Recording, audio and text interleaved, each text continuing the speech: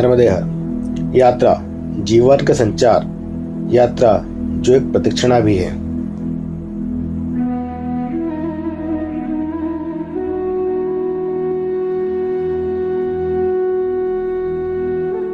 प्रदक्षिणा शब्द एवं उसके सिद्धांत में मनुष्य की गतिशील बने रहने की अवधारणा है। वैदिक परंपरा में इसी गतिशीलता अर्थात आगे बढ़ते रहने के लिए चरेवेति जैसे प्रेरणास्पद संबोधन का प्रयोग किया गया था। वही भावना प्रदक्षिणा शब्द में निहित है। इसी संवर्ग के अन्य शब्द परिभ्रमण, परिक्रमा, परिचलन एवं प्रगति भी है। सभी में गति की सातत्यता है।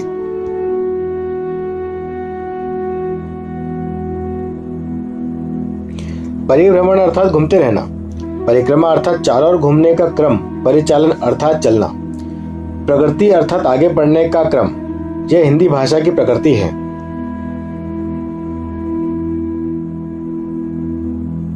जिसमें मूल धातु के साथ क्रियापद जोड़कर सूक्ष्म भिन्नार्थक नए शब्द रचना कर लिए जाते हैं।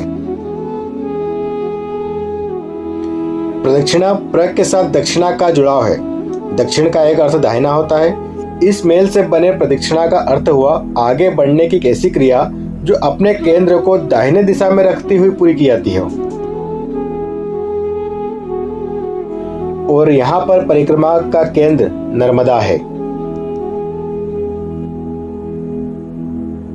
जब कोई आधुनिक जिज्ञासु नर्मदा की प्रदक्षिणा के इतिहास, धर्म और परंपरा के संबंध में पश्चिमी ढंग से सोचने लगता है, तब वह आस्था और तर्क के अंधेरे कमरे में भटक जाता है।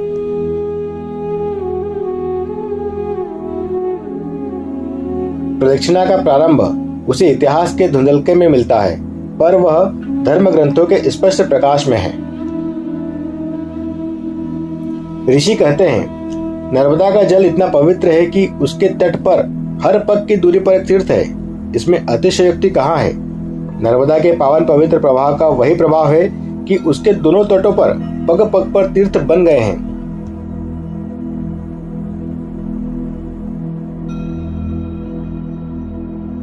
नर्मदा के तट का प्रत्येक स्थान आध्यात्मिकों के लिए जितना बड़ा तीर्थ है, उतना ही सामान्य गृहस्थियों के लिए भी है। मां नर्मदा मिलने वाली हर सहायक नदी का संगम एक विशेष तीर्थ है, और हो भी क्यों ना, जहां एक प्रवाहमान विशाल पवित्र जलराशि में दूसरी जलराशि समाहित हो रही हो, तब उस स्थान का महत्व तो बढ़ ही जाता है। आज की हमारी इस यात्रा में हम मरकटी संगम के पास लेपा गांव पहुंचे।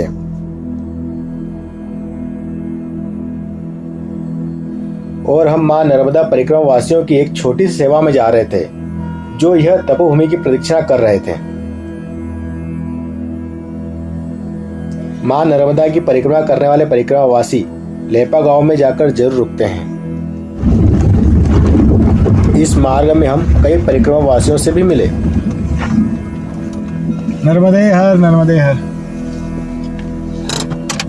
ना परिक्रमा कर रहे हैं साइकिल से। अरे वाह। इस यात्रा में हमें कई परिक्रमावासी पैदल चलते मिले और कई परिक्रमावासी साइकिल से यात्रा करते मिले। नर्मदे हर। और जब हम लेपा गांव के राम मंदिर पहुंचे, तभी भोजन प्रसाद की व्यवस्था हो रही थी। मां नर्मदा भक्त यशवंत केवट जी भोजन प्रसाद की व्यवस्था में थे।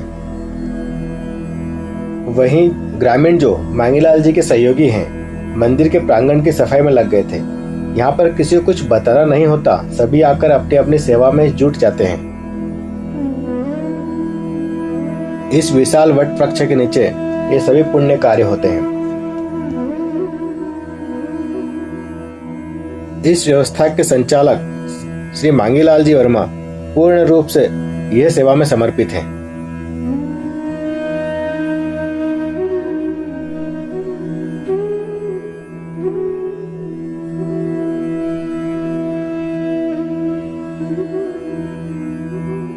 जहां सब अपने अपने कार्यों में जुटे थे, बच्चे भी इस वट वृक्ष की जटाओं में आनंद ले रहे थे।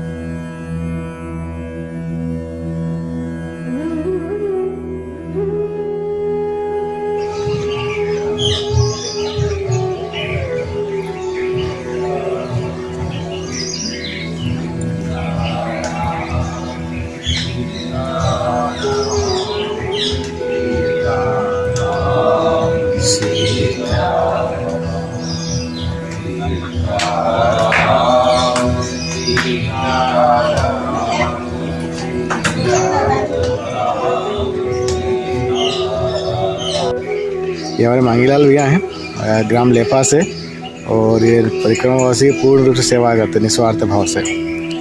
और यहाँ पर जो भी सेवाएं होती है सब भक्तजनों के द्वारा ही होती है। तो यदि आप भी कोई सेवा देना चाहें तो ज़रूर कांटेक्ट कीजिएगा। मैं कांटेक्ट नंबर इसमें दे रहा हूँ।